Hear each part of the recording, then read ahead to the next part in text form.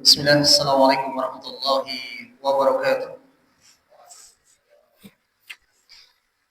Innal hamdalillah nahmaduhu wa nasta'inuhu wa nastaghfiruh wa na'udzu billahi min shururi anfusina wa min sayyiati a'malina. Man yahdihillahu fala mudilla lahu wa man yudlil fala hadiya lahu. Asyhadu an la ilaha illallah wahdahu la syarika lahu wa asyhadu anna Muhammadan abduhu wa rasuluh. La nabiyya wa la rasula ba'dahu. وقال الله تعالى في كتابه الكريم أعوذ بالله من الشيطان الرجيم يا أيها الذين آمنوا اتقوا الله حق تقاته ولا تموتن إلا وأنتم مسلمون وقال أيضا يا أيها الذين آمنوا اتقوا الله وقولوا قولا سديدا يصلح لكم أعمالكم ويغفر لكم ذنوبكم ومن يطع الله ورسوله فقد فاز فوزا عظيما فإن أصدق الحديث كتاب الله وخير الهدي هدي محمد صلى الله عليه وسلم وشر الأمور محدثاتها وكل محدثات في دين بدعة وكل بدعة ضلالة وكل ضلالة في النار أما بعد.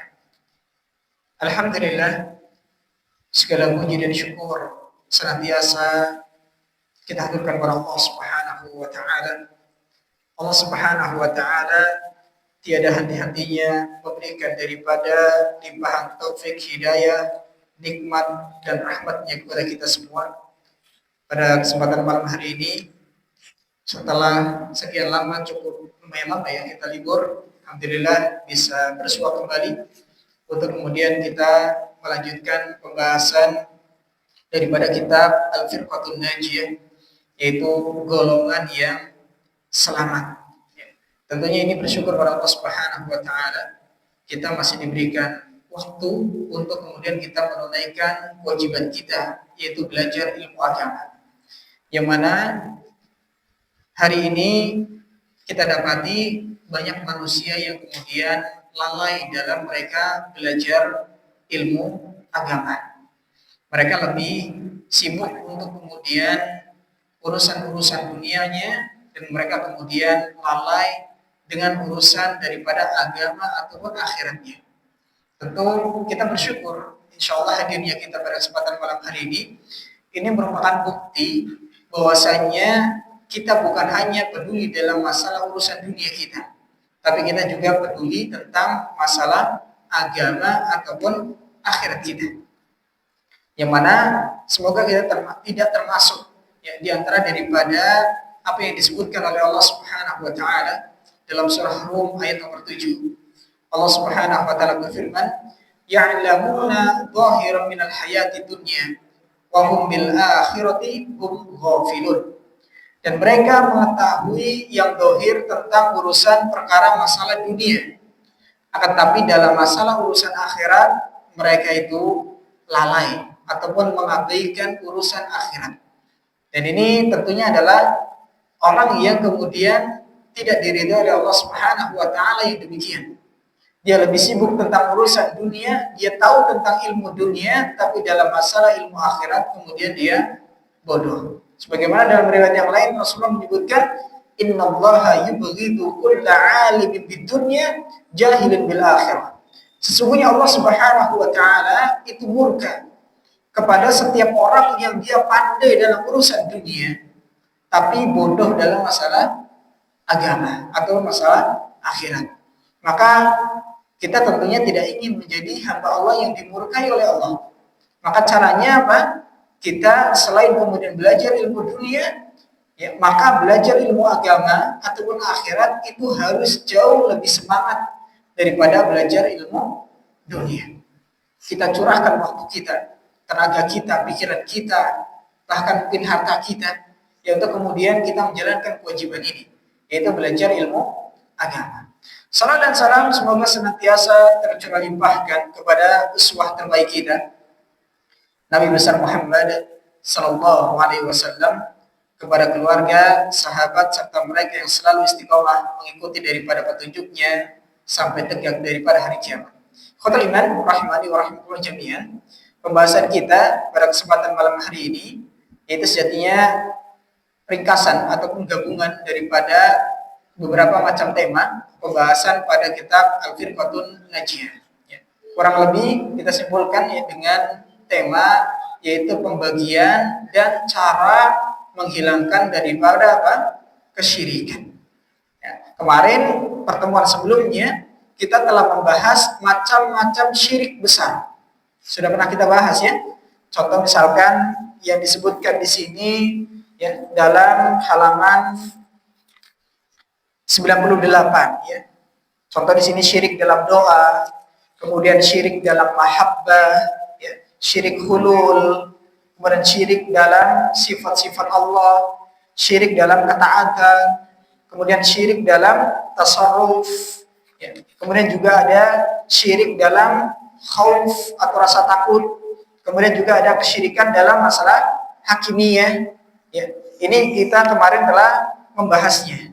Berikut juga ancaman terkait masalah dosa besar. Ya, terkait daripada dosa-dosa besar ataupun khususnya yaitu syirik besar. Kemarin kita sudah membahasnya dan pada kesempatan malam hari ini sejatinya ini lebih menekankan lagi ya daripada apa yang sudah dibahas, sekaligus juga menambahkannya tentang bagaimana cara kemudian kita menghilangkan kesyirikan ya pada diri kita ataupun mungkin di sekeliling kita.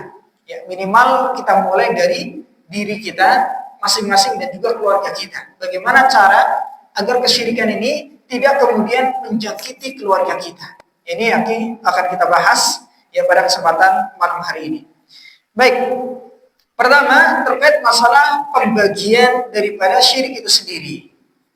Sebelumnya pernah kita singgung bahwasanya syirik itu secara garis besar terbagi menjadi dua. Ada yang namanya syirik akbar, artinya syirik besar. Kemudian ada yang disebut dengan apa? Syirik kecil. Ya. Syirik besar kemarin kita sudah sebutkan tanda-tandanya.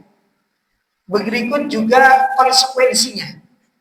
Kemarin juga kalau tidak salah pernah kita sebutkan tentang syirik kecil dan apa yang membedakan dengan syirik besar. Sudah pernah? Atau sudah lupa? Baik, secara singkat saja ya untuk terkait daripada pembagian syirik besar dan juga syirik kecil ya. Dan juga apa yang terkait dengannya. Pertama, syirik besar ciri khasnya yaitu apa? Menghapus seluruh amalan. Ini kalau syirik besar, menghapus seluruh amalan kita. Bukan hanya syirik ataupun ketika kita melakukan sebuah ibadah saat itu, kemudian kita berbuat kesyirikan, syirik besar dalam tanda kutip ya, kemudian hanya itu saja yang dihilangkan, tidak. Tapi seluruh amalannya itu bisa menjadi apa? Batal. Ya. Seluruh amalan yang dia lakukan itu kemudian bisa dihapuskan oleh Allah Subhanahu wa taala. Ini penyebabnya adalah apa? Syirik besar. Misalkan bertahun-tahun kita sholat, tapi kemudian kita terjatuh ke dalam syirik besar, maka bisa menghapus pahala daripada sholat kita. Bertahun-tahun kita puasa, ternyata kita berkecimpung dalam syirik besar, maka ini bisa menghapus apa? Menghapus pahala daripada puasa kita. Ya. Sebagaimana dalilnya sudah sering kita bawakan ya. Lain asyrakta la yahbatanna 'amaluk. Sekiranya kamu itu berbuat kesyirikan kepada Allah, artinya syirik besar, maka Allah pasti akan apa? Menghapus, membatalkan daripada apa? Pahala amal-amal kita. Ini kalau syirik besar. Kalau syirik kecil tidak seperti halnya syirik besar terkait masalah penghapusan dosa, penghapusan pahala. Kalau syirik besar itu bisa menghapus seluruh pahala kita. Tapi kalau syirik kecil yang dihapus adalah apa? Pahala yang terkait dengan syirik kecil tersebut. Contoh misalkan, ya, seseorang menjalankan ibadah salat, kemudian di dalam salatnya tercampur yaitu riya. Maka pahala yang terhapus adalah apa? Pahala sholat ketika dia riya. Adapun pahala salat selain daripada kondisi tersebut, artinya di luar pas dia ria, maka tetap akan ada. Ya, jadi kalau syirik besar menghilangkan pahala daripada seluruh amalan. Ya. Adapun syirik kecil itu menghilangkan apa? Pahala amalan yang terkait dengannya. Ya, ini kalau kaitannya masalah penghapusan amal ataupun penghapusan daripada pahala. Kemudian perbedaan yang berikutnya terkait daripada syirik besar dan juga syirik kecil terkait bagaimana statusnya di akhirat. Syirik besar, ya, kalau dia tidak bertobat kepada Allah Subhanahu wa taala, maka bisa membuat pelakunya kekal di neraka. Ya, innallaha la yaghfiru ayyushraka bihi wa yaghfiru ma duna dzalika liman yasha. Sesungguhnya Allah Subhanahu wa taala itu mengampuni ya daripada dosa-dosa selain daripada apa? Syirik bagi yang kemudian Allah kehendaki. Ya, dan dosa syirik ini tidak diampuni oleh Allah Subhanahu wa taala. Ini menunjukkan bahwasanya pelaku dosa besar yang di sini adalah syirik besar, maka bisa membuat seseorang itu kekal di neraka. Adapun pelaku syirik kecil, ya, tidak membuat dirinya kekal di neraka. Ya, tidak membuat kekal di neraka. Artinya kalau Allah kehendaki keluar dari neraka, bisa keluar dari neraka. Tapi kalau Allah kehendaki dirinya kekal di neraka, maka bisa kekal di neraka. Ya, ini terkait masalah bagaimana di akhirat nanti nasibnya. Kemudian terkait masalah keislamannya. Ya, kaitannya masalah keislaman, pelaku syirik besar bisa mengeluarkan seseorang dari Islam. Ya, bisa menyebabkan seorang itu apa? Kufur, keluar dari Islam karena melakukan syirik besar. Ya. Statusnya bisa keluar dari Islam. Adapun syirik kecil, maka tidak mengeluarkan seseorang dari Islam. Ya. Seseorang tidak keluar dari Islam disebabkan dia melakukan syirik kecil. Ya, bisa dipahami di sini ya. Ini 3 kondisi yang terkait masalah syirik besar dan juga syirik kecil. Baik. Kemudian yang berikutnya terkait daripada syirik besar dan juga syirik kecil. Ya. Syirik besar dan juga syirik kecil. Perbedaan berikutnya apa? Kaitannya masalah apa? Perbedaan berikutnya terkait masalah syirik besar dan juga syirik kecil. Kalau tadi kaitannya masalah penghapusan pahala. Kemudian statusnya nanti di akhirat. Kemudian status dirinya, status keislaman pelaku daripada kesyirikan tersebut. Pembeda yang berikutnya terkait syirik besar dan juga syirik kecil apa? Dalam masalah apa? Dalam masalah apa? Ada yang tahu? Hah? Syirik semuanya masuk masalah akidah ya. Kemarin sudah pernah kita singgung.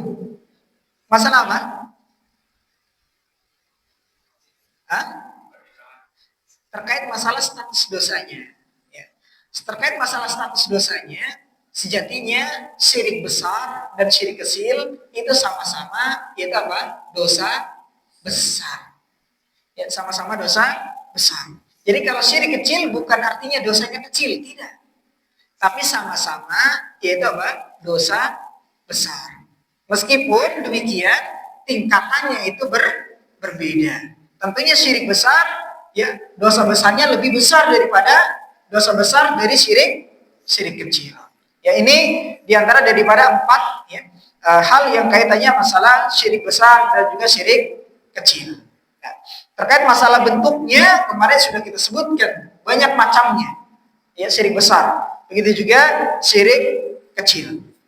Baik, ikhwatul iman rahimani wa rahimakumullah jami'an. Kemudian perlu kita pertegas yaitu terkait masalah syirik kecil di sini sebutkan ya, dicontohkan di sini yaitu diantaranya itu apa? Riya. Ya. Ingin dilihat kebaikannya, amal solehnya oleh orang lain. Kemudian yang kedua yaitu apa? Bersumpah dengan nama selain Allah Subhanahu wa ta'ala. Ini termasuk kategorinya itu apa? Syirik kecil. Ya, bersumpah dengan selain Allah. Contoh misalkan, saya pernah menyampaikan di sini, kebiasaan masyarakat kadang-kadang mengucapkan demi Allah, demi Rasulullah. Sering mendengar ya? Demi Allah, demi Rasulullah, saya tidak melakukan ini dan seterusnya. Ini santri ada yang melakukan? Kalau ada, naudzubillah. Ini termasuk kesyirikan. Ya, tapi syirik apa? Kecil. Tapi saya sampaikan ya, jangan remehkan syirik kecil. Karena kalau kita meremehkan syirik kecil, bisa menjadi apa? Syirik besar. Disertai karena apa? Meremehkan tadi kesyirikan tersebut. Ya. Atau terus menerus ya dalam kesyirikan kecil, maka bisa menjadi apa? Syirik besar. Maka kita harus berhati-hati. Ya. Ya, kalau orang yang bersumpah dengan selain Allah, maka dia telah berbuat kesyirikan. Tapi kesyirikan di sini adalah syirik kecil. Sebagaimana Rasulullah menyebutkan dalam hadis yang diriwayatkan oleh Imam Ahmad, hadisnya sahih, "Man halafa bi ghairillah faqad asyraka." Barang siapa yang dia bersumpah dengan selain Allah, maka dirinya sungguh telah berbuat kesyirikan. Ya. Para ulama menyebutkan kesyirikan di sini adalah syirik kecil. Kemudian termasuk syirik kecil yang disebutkan di sini yaitu syirik khafi, syirik samar atau tersembunyi. Syirik yang samar atau tersembunyi. Sebagaimana Ibnu Abbas menafsirkan syirik khafi ini ya dengan perkataan seorang ya kepada temannya, misalkan atas kehendak Allah dan atas kehendak kamu. Ya. Berkat Allah dan berkat kamu. Maka ini termasuk apa? Syirik kecil, syirik khafi. Contoh misalkan prakteknya ya. Kalau misalkan masalah kesehatan misalkan. Ya. Kalau tidak karena kamu dan karena Allah atau sebenarnya dibalik misalkan. Kalau tidak karena Allah dan karena kamu, maka saya pasti mati. Maka dalam hal ini ucapan demikian itu menyamakan antara Allah dan karena seseorang daripada hamba Allah. Ya. Maka hal ini menyamakan Allah dalam kondisi seperti ini, maka termasuk apa? Syirik khafi. Ya, syirik yang kecil. Yang mana ini disebutkan oleh Ibnu Abbas, syirik yang samar atau tersembunyi. Itu namanya syirik apa? Khafi. Ataupun syirik samar ataupun tersembunyi. Atau misalkan ucapan kita kepada bos kita misalkan atau kepada pekerjaan kita. Ya. Kalau tidak karena Allah dan karena pekerjaan, pasti saya tidak bisa hidup. Ya. Kalau tidak karena Allah dan karena pekerjaan, pasti saya tidak bisa hidup misalkan. Ucapan di sini karena Allah dan karena pekerjaan, dan di sini ini menyamakan antara Allah dan makhluknya. Maka dalam kondisi seperti ini dirinya telah melakukan apa? Syirik khafi, syirik yang samar ataupun tersembunyi. Dia telah berbuat kesyirikan, tapi syirik kecil. Bisa dipahami di sini ya? Syirik apa? Kecil. Bagaimana solusinya? Kalau kita ingin mengungkapkan sesuatu agar tidak terjatuh dalam syirik khafi, kita memakai kata-kata kemudian. Jangan pakai kata-kata apa? Dan. Ya, kalau kemudian, maka identik yang kedua ini mengikuti yang pertama. Tapi kalau dan, ini membersamakan antara yang pertama dan yang kedua. Contoh ucapan kemudian ya, kita katakan misalkan, kalau tidak karena Allah, kemudian karena bekerja, saya kemungkinan tidak bisa hidup misalkan. Ucapan kemudian di sini ini menunjukkan apa? Bahwasanya apa yang dilakukan oleh yang kedua, misalkan bekerja ataupun karena dibantu oleh orang dan sebagainya, ini mengikuti kehendak Allah Subhanahu wa taala. Maka dalam kondisi seperti ini tidak termasuk syirik khafi ataupun yang samar. Bisa dipahami sini ya? Permainan kata ataupun ucapan itu berpengaruh. Salah ucap bisa terjatuh ke dalam syirik khafi. Karena menyamakan antara Allah dan hambanya. Intinya ya, tadi jangan sampai kita menyamakan Allah dengan hambanya. Kata-katanya jangan pakai dan. Kalau dan itu mengidentikan sama. Tapi kalau kemudian, maka ini menunjukkan perkara yang kedua ataupun seorang makhluk tersebut itu mengikuti kehendak Allah Subhanahu wa ta'ala. Bisa dipahami di sini ya? Terkait masalah syirik kecil ya. Contohnya yaitu riya, bersumber dengan nama selain Allah, kemudian syirik khafi atau samar ataupun yang tersembunyi. Sebagaimana di sini disebutkan dalam hadis ya, Rasulullah SAW menyebutkan ya, hadis ini sahih diriwayatkan Imam Ahmad, la taqulu ma Allah wa ma syaa fulan, walakin qulu ma Allah summa syaa fulan. Ini kata Rasulullah ya. Caranya biar kita tidak terjatuh dalam syirik khafi. Janganlah kalian mengatakan atas kehendak Allah dan atas kehendak fulan atau seseorang. Akan tapi katakanlah atas kehendak Allah kemudian atas kehendak fulan atau kehendak seseorang. Ini cara agar kemudian kita terbebas dari syirik khafi atau syirik yang samar. Ya, kemarin sejatinya sudah pernah kita sampaikan ya sekilas tentang macam-macam daripada syirik kecil. Sampai di sini jelas ya pembagian daripada syirik. Tadi ada syirik besar, begitu juga macam-macam daripada syirik besar. Kemudian ada syirik kecil, ya berikut juga macam-macam daripada syirik kecil. Berikut juga tadi kita sudah sampaikan perbedaan ya dan juga kesamaan antara syirik besar dan syirik kecil. Ya. Baik, ikhwatul iman rahmani wa rahimakumullah jami'an. Kemudian pembahasan berikutnya kita akan lebih fokus yaitu membahas bagaimana kemudian kita membentengi diri kita atau membebaskan diri kita ataupun sekeliling kita dari kesyirikan. Kalau di sini di bab bahasan yang ke-26 ini masih ada tambahan fenomena syirik. Ya, sejatinya sudah pernah kita singgung ya. Contoh misalkan berdoa kepada selain Allah. Ini dosa syirik besar atau syirik kecil? Syirik besar. Ya, doa kepada selain Allah. Minta kepada misalkan makam seseorang. Wahai fulan, penghuni kubur, wahai wali, ya. Datangkanlah kebaikan atau mintakanlah kepada Allah. Maka ini termasuk daripada syirik besar. Meskipun asalnya dia meminta kepada Allah tapi meminta kepada sang pemilik kubur. Maka ini termasuk syirik besar. Ya, bukan syirik kecil lagi. Ya. Kemudian yang kedua di sini juga disebutkan ya fenomena syirik ya, mengubur para wali dan orang-orang soleh di masjid. Ini sebenarnya nanti akan kita bahas ya terkait bagaimana nanti macam-macam cara agar kemudian kita terhindar dari kesyirikan. Kemudian ada bernadar untuk para wali, misalkan bernadar untuk selain Allah Subhanahu wa taala, termasuk kesyirikan. Menyembelih binatang di kuburan para nabi atau para wali, ya. Kemudian tawaf mengelilingi kuburan ya para wali. Ini ada, bahkan bukan kuburan lagi. Ada di beberapa tempat yang tawaf mengelilingin batu di goa gitu ya. Katanya tawaf. Kemudian ada juga yang mengelilingi gunung. Ada yang mengelilingi pohon, ada yang mengelilingi batu. Yang mereka tawaf. Ya, di situ. Maka ini termasuk syirik besar. Kemudian contoh lagi di sini salat menghadap kubur. Ini juga adalah termasuk daripada syirik besar. Ya, salat menghadap kubur langsung di depan kubur. Ya, ini adalah syirik besar. Kemudian melakukan perjalanan khusus ke kuburan untuk mencari berkah. Ya, kemudian berhukum tidak kepada hukum Allah.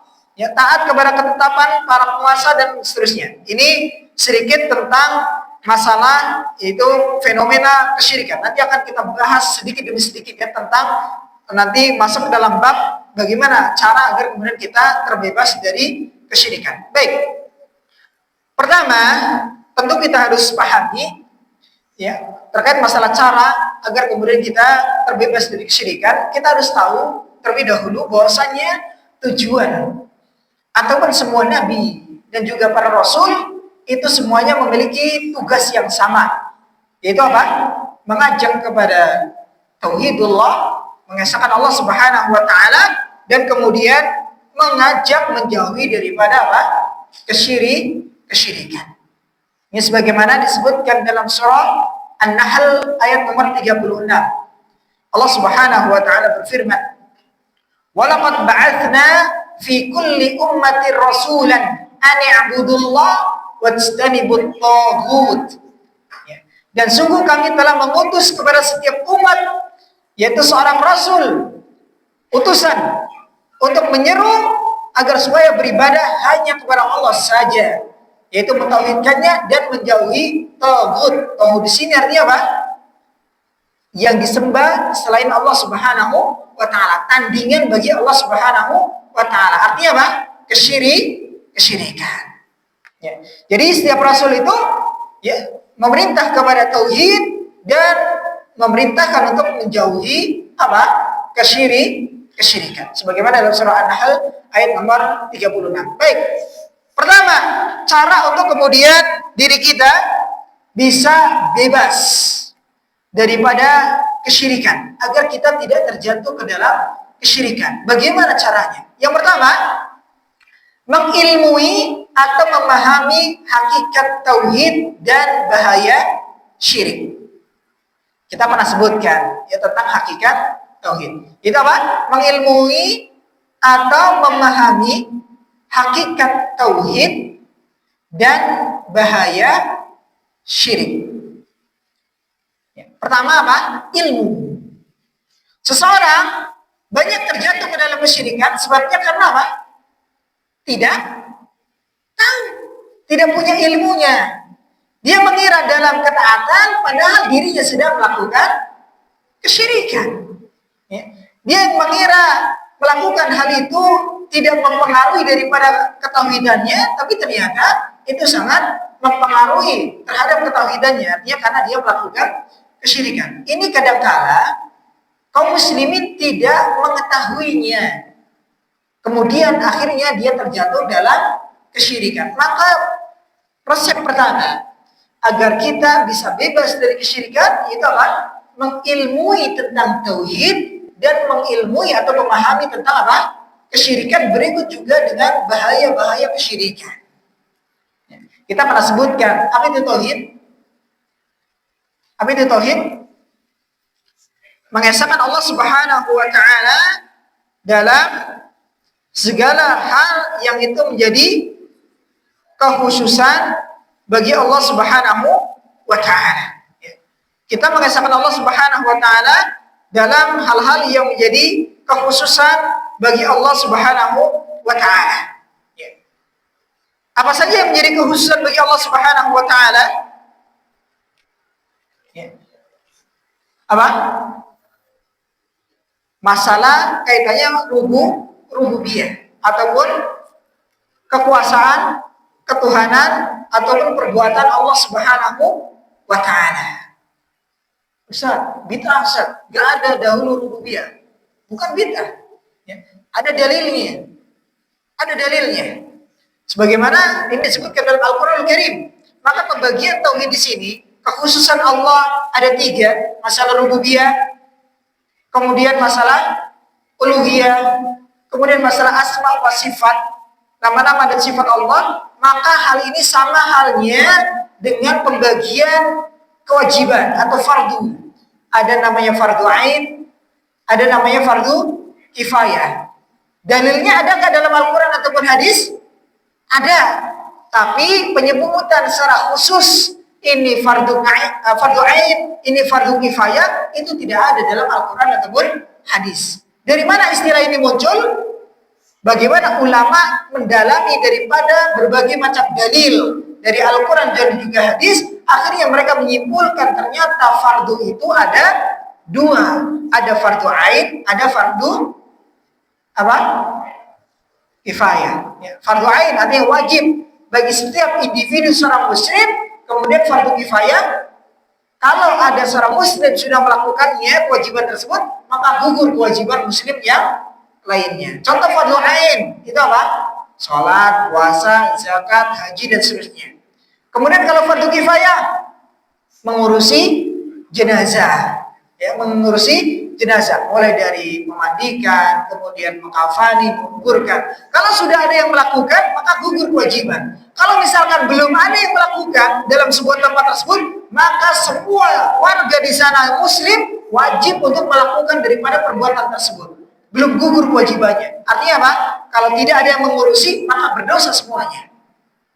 Tapi kalau sudah ada yang mengurusi, maka gugur daripada apa?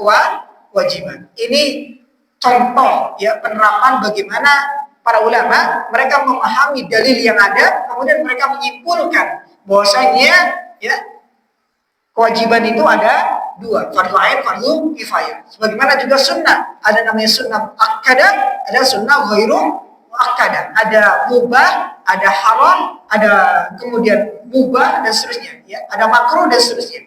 Ini muncul dari apa? Pengamatan dalil. Begitu juga tauhid. Para ulama membagi, ada yang membagi dua, tauhid uluhiyah, kemudian asma wa sifat. Ada yang membagi tauhid rububiyah dan juga uluhiyah saja. Ada yang membagi tiga, yaitu rububiyah, uluhiyah, dan asma wa sifat. Untuk mempermudah daripada kaum muslimin memahami apa itu tauhid.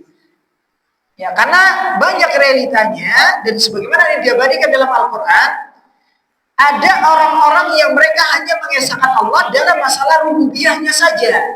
Tapi dalam masalah uluhiyah, mereka tidak mengesahkan Allah Ta'ala. Contoh mengesahkan Allah dalam masalah rububiyah, yaitu sama-sama meyakini yang memberikan rizki, menghidupkan dan mematikan adalah siapa? Allah Subhanahu wa Ta'ala. Tapi nyatanya mereka berdoa kepada selain Allah. Mereka sholat untuk selain Allah, tawaf ya di tempat yang tidak diajarkan oleh Allah Ta'ala dan seterusnya. Ya, maka perlu adanya pembagian seperti ini. Tujuannya apa? Untuk mempermudah. Dalilnya mana? Banyak sekali. Di antaranya adalah surat Al-Fatihah. Dalam ayat pertama, yaitu Bismillahirrahmanirrahim, itu saja kita sudah kemudian di sana bisa mendapati dalil ya dua macam tauhid. Ya, Bismillah. Ya, dengan menyebut nama Allah, maka di sini bisa menjadi dalil uluhiyah karena asal kata Allah itu apa? Ilah, sesembahan. Ya. Kemudian Ar-Rahman, Ar-Rahim itu apa?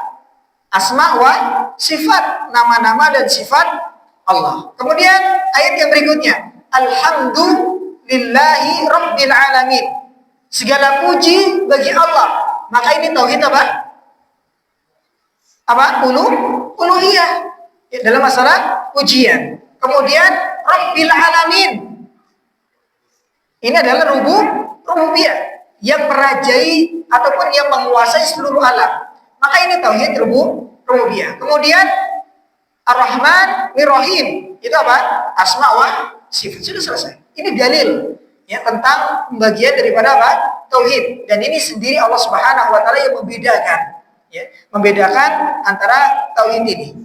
Ya, sebagaimana juga disebutkan ya tentang bagaimana orang-orang musyrik terdahulu ketika mereka dalam kondisi kecepit, mereka kemudian mengesahkan Allah dalam masalah rububiyah saja, tapi dalam masalah uluhiyah dan seterusnya mereka mengingkarinya.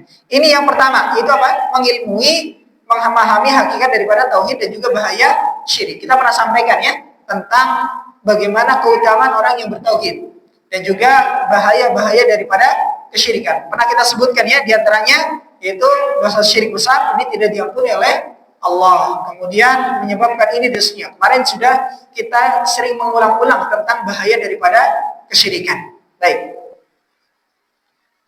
Kemudian ya, yang berikutnya cara yang perlu kita tempuh untuk kemudian kita bisa terjaga ya diri kita dari kesyirikan. Kalau yang pertama tadi apa? Mengilmui. Yang pertama tentunya ilmu itu sebetulnya. Mengilmui tentang tauhid dan juga apa? Syirik. Agar kita tidak terjatuh ke dalam kesyirikan dan kita lebih semangat dalam apa? Mentauhidkan Allah Subhanahu wa Ta'ala. Ya. Terlalu dingin? Mungkin kimasnya dimatiin boleh ya. Kayaknya lumayan dingin ya. Saya juga merasa lumayan gitu ya. Insya Allah. Barakallah. Baik. Kemudian yang kedua. Ya, cara yang kedua. Memurnikan niat dan ikhlas, artinya tauhidullah ya, dan juga menjaga dari penyakit niat ya, memurnikan niat artinya mengikhlaskan niat dan menjaga dari penyakit niat. Ini cara yang kedua, yaitu apa? Memurnikan niat atau mengikhlaskan niat, kemudian apa? menjaga dari penyakit niat. Kalau terkait daripada memurnikan niat, ini banyak sekali dalil yang pernah kita juga sebutkan. Contoh di sini surat Al-Bayyinah ayat nomor 5. Allah Ta'ala berfirman, "Wa ma umiru illa liya'budullaha mukhlishina lahuddin." Ya, padahal mereka ya tidaklah disuruh kecuali supaya menyembah Allah dengan memurnikan ketaatan kepadanya dalam menjalankan agama yang lurus. Ya, ini sebagaimana dalam surat Al-Bayyinah ayat nomor 5. Sebagaimana juga dalam hadis riwayat Imam Muslim, "Ana ahnas syuraka 'ani syirki. Man 'amila 'amalan asyraka fihi ma'i ghairi taraktuhu wa syirkahu." Aku adalah paling tidak membutuhkan sekutu. Barang siapa yang melakukan suatu amalan di dalamnya yang menyekutukan aku dengan selainmu, maka aku akan meninggalkan dia dan juga kesyirikannya. Ini hadis riwayat Imam Muslim. Ini terkait daripada mengikhlaskan niat, ini sangat banyak sekali dalilnya. Mungkin yang jarang diketahui itu terkait penyakit daripada niat. Ya. Penyakit daripada niat kurang lebih disebutkan oleh para ulama ada 5 ya penyakit terkait masalah niat. Ya. Pertama yaitu apa? Fakhr. Fakhr artinya apa? Pamer dalam urusan dunia. Ya, pamer dalam urusan dunia. Itu namanya apa? Fakhr. Ya. Sebagaimana ini disebutkan dalam surat Luqman ayat nomor 18. Allah Ta'ala berfirman, "Innallaha la yuhibbu kulla mukhtalin fakhur." Ya. Sesungguhnya Allah tidak menyukai setiap hamba yang sombong lagi apa? Fakhur. Fakhur itu artinya apa? Suka berbangga-bangga dengan harta dunianya, artinya dengan dunianya. Itu namanya apa? Fakhr. Jadi kalau ada orang yang dia pamer dunia yang dia miliki, misalkan pamer istri yang cantik, pamer mobil yang mewah, ya, kemudian rumah yang megah, maka itu namanya apa? Fakhr, bukan riya. Perlu dipahami di sini ya. Itu namanya apa? Fakhr. Fakhr itu adalah apa? Pamer dalam urusan duniawi. Ya, ini sebagaimana disebutkan dalam surah tadi Luqman ayat nomor 18. Sebagaimana juga dalam hadis riwayat Muslim, Rasulullah SAW menyebutkan dari Ayyad bin Himar radhiyallahu ta'ala anhu, Rasulullah SAW bersabda, "Wa inna Allah auha ilayya an tawadhu hatta la yabkhara ahadun ala ahadin wa la yabghi ahadun ala ahadin." Sesungguhnya Allah mewahyukan kepadaku agar kalian saling tawadu. Tawadu itu apa? Rendah hati. Bukan rendah diri ya, nanti merendahkan diri ya. Rendah hati ya. Ya, kalau rendah diri ini beda lagi ya. Kayaknya seakan merendahkan diri gitu ya. Ini rendah hati, ini beda ya. Kalau merendahkan diri ya menghinakan diri dia bahasa. Ya, ini beda. Baik, agar tidak ada seorang pun yang saling fakhr. Artinya berbangga diri, pamer terkait masalah apa? Urusan dunia pada yang lain, dan agar tidak seorang pun berlaku zalim pada yang lainnya. Ini hadis riwayat Imam Muslim. Ini dalil apa? Fakhr. Jadi kalau bangga dalam pamer dalam urusan duniawi, maka disebut apa? Fakhr. Ya, fakhr. Fakhara. Ya, fakhr. Kemudian yang kedua termasuk penyakit daripada niat yaitu riya. Ya, riya artinya apa? Ya, ingin dilihat amal kebaikannya. Artinya adalah dalam masalah akhirat. Ya, dalam masalah akhirat. Itu disebut apa? Riya. Jadi kalau riya itu terjadi dalam apa? Amal ibadah. Ya, bukan dalam urusan duniawi. Beda antara fakhr dan riya. Kalau fakhr itu masalah dunia, kalau riya dalam masalah urusan akhirat. Sebagaimana ini disebutkan ya, dalam surat An-Nisa ayat nomor 142. Innal munafiqina yukhadi'una Allah wa huwa khadi'uhum wa idza qamu ila sholati qamu kusala yura'una an-nas wa la yadhkuruna Allah illa qalila. Ya. Sesungguhnya orang-orang munafik itu menipu Allah dan Allah akan membalas tipuan mereka. Dan apabila mereka berdiri untuk salat, mereka berdiri dengan malas. Mereka bermaksud riya. Itu apa? Penampakan sholat sholatnya ataupun amal ibadahnya di hadapan manusia dan tidaklah mereka menyebut Allah kecuali sedikit sekali. Ini dalam surat An-Nisa ayat nomor 142. Jadi kalau riya ini kaitannya masalah apa? Amal ibadah atau masalah akhirat, itu baru disebut riya. Contoh misalkan sholat ingin dilihat baik sholatnya oleh orang lain, ya maka ini disebut apa? Riya. Ya beda dengan tadi misalkan pengen dilihat bagus motornya oleh orang lain, ya pamer dia, maka ini disebut apa? Fakhr. Ya. Baik. Kemudian yang ketiga ada yang disebut dengan sum'ah. Ini penyakit niat juga. Sum'ah itu artinya apa? Ingin didengar kebaikannya dalam masalah apa? Akhirat. Dalam masalah apa? Akhirat. Itu namanya apa? Sum'ah. Ya. Biasanya kalau riya itu berarti terjadi itu apa? Sebelum amalan dilakukan atau ketika amalan dilakukan. Kalau sum'ah kapan terjadi? Setelah amal itu selesai dilakukan. Dia ceritakan ya kepada orang lain bahwa saya habis tadi malam saya tahajud luar biasa nikmat banget 12 rakaat gitu misalkan. Ya, tidak ada yang mengganggu saya rasanya masya Allah. Jadi orang soleh banget gitu misalkan. Nah ini kalau niatnya untuk kemudian agar kebaikannya diketahui oleh orang lain, dia ceritakan maka namanya apa? Sum'ah. Sebagaimana ini dalam hadis riwayat Imam Bukhari, man sama'a sama'allahu bih. Ya, siapa yang memperdengarkan amalannya kepada orang lain, Allah akan memperdengarkan bahwa amal tersebut bukan untuk Allah. Ya, untuk selain Allah Subhanahu wa taala. Allah akan iklankan nanti di akhirat. Ya. Orang yang suka memperdengarkan amalannya, dia akan diperdengarkan nanti oleh Allah, ini bukan beramal untuk saya, tapi untuk dirinya sendiri. Ya, dan seterusnya. Baik, ini hadis riwayat Imam Bukhari. Kemudian yang berikutnya yaitu ujub. Ujub itu apa artinya? Bangga diri. Ya, bangga diri. Merasa dirinya itu hebat. Ini namanya apa?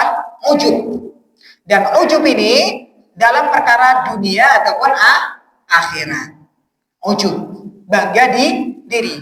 Masalah duniawi ataupun masalah akhirat. Dan ujub inilah yang menjadi pelopor munculnya fakhr, riya dan juga apa? Sum'ah. Karena dasar apa? Ujub, bangga diri. Akhirnya ingin tadi ya pamer dalam masalah duniawi ataupun ingin dilihat kebaikannya ataupun ingin didengar kebaikannya. Itu disebut apa? Ujub, ya bangga diri. Sebagaimana dalam hadis riwayat Imam Bukhari dan juga Imam Muslim, ya. Wa bainar rajulun yamshi fi jumlatin fi hullatin ya qad a'jabathu nafsuhu hasafallahu bihi fa huwa yatajaljalu fiha ila yaumil qiyamah. Dan di antara kita ada lelaki yang berjalan menggunakan pakaian yang bagus yang membuat ia takjub ya kepada dirinya. Lalu Allah menenggelamkan ia ke dalam bumi dan ia tergoncang-goncang di dalamnya sampai hari kiamat. Ini hadis riwayat Imam Muslim. Sebagaimana juga dalam hadis riwayat Imam Bazzar, ya, hadisnya sahih, Rasulullah menyebutkan, "Lau lam tudnibu la khasyitu 'alaikum ma huwa akbaru minhu al-ujub." Ya. Andaikan kalian tidak berbuat dosa, ya, kalau sekiranya kalian umat Islam tidak berbuat dosa, aku khawatir kalian akan terjerumus ke dalam perkara yang lebih besar dari dosa. Itu apa? Ujub. Ya, ujub. Dia bangga dengan diri sendiri, merasa dirinya nggak pernah berbuat dosa, bangga diri. Itulah sejatinya dosa.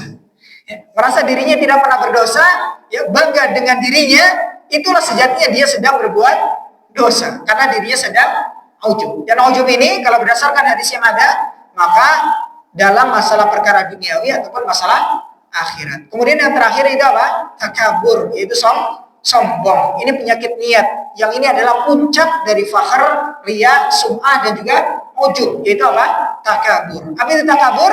Menolak kebenaran dan merendahkan orang lain. Ya tentunya dilandasi dengan apa? Merasa bangga dengan apa yang ada pada dirinya. Akhirnya kemudian dia menolak kebenaran ya, yang sampai kepada dirinya dan juga merendahkan orang lain. Ya. Dia memamerkan daripada apa yang ada yang pada dirinya, entah itu masalah dunia ataupun masalah akhirat, ya.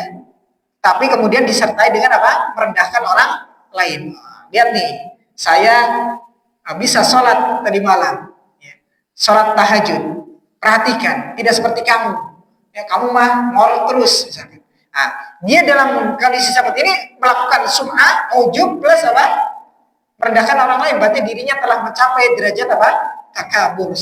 Sombong, dan ini adalah derajat yang paling berbahaya. Rasulullah menyebutkan, man kana fi qalbihi mithqala dzarratin min kibrin la yadkhulul jannah. Atau kama qala Rasulullah, yaitu tidaklah seorang itu masuk ke dalam surga, ya la yadkhulul jannah ahadun. Tidak masuk surga salah seorang di antara kalian, man kana fi qalbihi mithqala dzarratin min kibrin. Yang mana di dalam hatinya ada sekecil ya biji sawi ataupun lebih kecil daripada itu, daripada apa? Kibrin. Itu apa? Kesombongan. Baik, yang ketiga, cara yang ketiga. Ya, tips yang ketiga. Yaitu menjauhi sarana menuju syirik. Menjauhi segala hal yang menjadi sarana yang itu bisa menyebabkan kita terjatuh ke dalam kesyirikan. Itu yang harus kemudian kita lakukan agar kemudian kita terbebas dari kesyirikan. Semua yang kiranya bisa menghantarkan kita kepada kesyirikan, jauhi. Di antaranya apa? Ya. Contoh misalkan jimat. Ya. Jimat ini ya, atau sesuatu yang kiranya dinilai ada khasiat-khasiat khusus misalkan. Nah, agar kemudian kita tidak terjatuh ke dalam kesyirikan, ya, percaya dengan jimat tersebut, maka kita harus apa? Membuangnya. Ini sebagaimana dalam hadis riwayat Ahmad. Ya. Rasulullah SAW ya, suatu ketika melihat seorang pria memakai gelang kuningan ya, di tangannya. Lalu beliau bertanya, apa ini? Pria itu menjawab, ini penangkal penyakit. Ini penangkal penyakit. Gelang warna kuning tujuannya untuk apa? Penangkal penyakit. Kemudian kata Rasulullah SAW, inzi'aha fa innaha la taziduka illa wahnan fa innaka la mutta wa hiya 'alaika ma aflahta abadan. Lepaskan itu karena sesungguhnya benda itu tidak menambahmu kecuali kelemahan. Jika kamu mati dalam keadaan memakainya, kamu tidak akan beruntung selama-lamanya. Tidak akan beruntung selama-lamanya. Maka segala macam bentuk benda yang kiranya itu bisa mengantarkan kepada kesyirikan, maka kita harus menjauhkannya. Ustaz, bagaimana dengan penelitian-penelitian terkini? Contoh misalkan ada batu-batu tertentu memang secara ilmiah itu bisa kemudian memberikan dampak positif ya kepada tubuh. Kan ada ya, giok misalkan atau batu-batu tertentu seperti itu. Kalau memang secara ilmiah itu ada, memang jelas yang dibuktikan secara ilmiah memang benar itu bisa tadi yang menyebabkan misalkan kesehatan dan seterusnya, maka hal ini insya Allah tidak mengapa, asalkan memang terbukti secara apa? Ilmiah.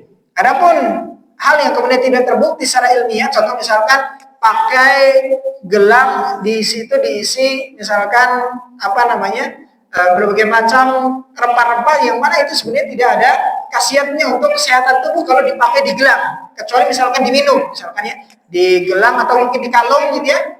Di kalung ada kencur, ada beras, ada macam-macam, biasanya kalau bayi gitu ya, katanya untuk menangkal daripada apa? Keburukan. Maka ini termasuk apa? Kesyirikan. Maka harus ditinggalkan. Kalau misalkan memang secara fakta ilmiah itu kemudian terbukti ya, maka boleh saja, tapi lebih selamatnya ditinggalkan.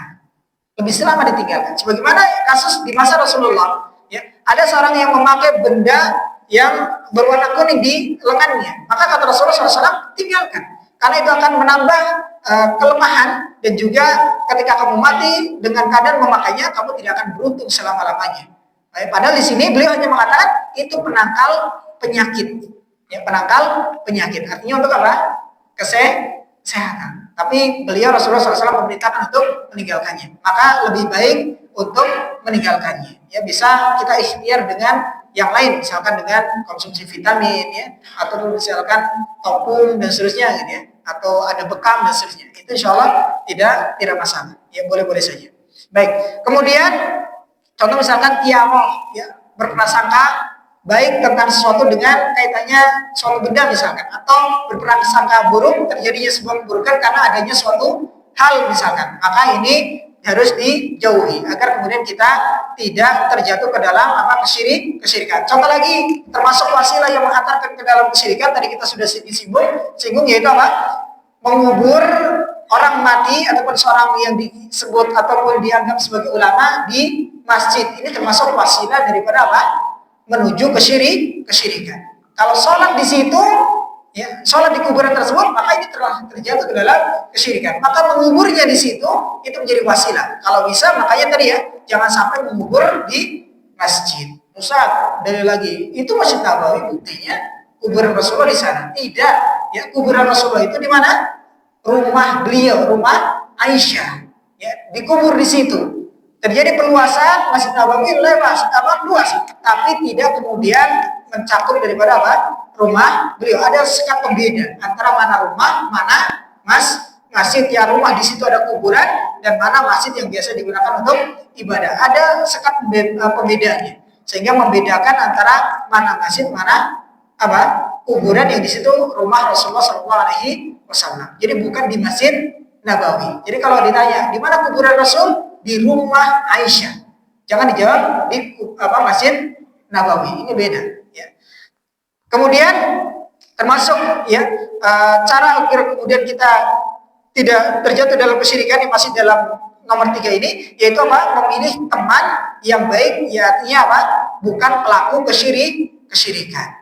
Karena seorang teman itu menarik, ya, as-sahibu sahib. Seorang teman itu membuat kita tertarik dengannya. Makanya banyak saya dapat kasus ya ketika ruqyah itu ternyata dia terjatuh ke dalam kesyirikan disebabkan karena rekomendasi dari temannya yang suka ke dukun misalkan. Akhirnya direkomendasikan. Akhirnya kemudian dia datang ke dukun. Dia terjatuh ke dalam kesyirikan disebabkan karena teman yang buruk. Ya. Kemudian yang berikutnya, cara untuk kemudian kita terbebas ya dari kesyirikan yaitu memperbanyak doa perlindungan dari berbuat kesyirikan. Sebagaimana doa yang diajarkan oleh Nabi Ibrahim dalam surah Ibrahim ayat nomor 35, beliau alaihissalam berdoa wajnubni wa baniya an na'budal asnam.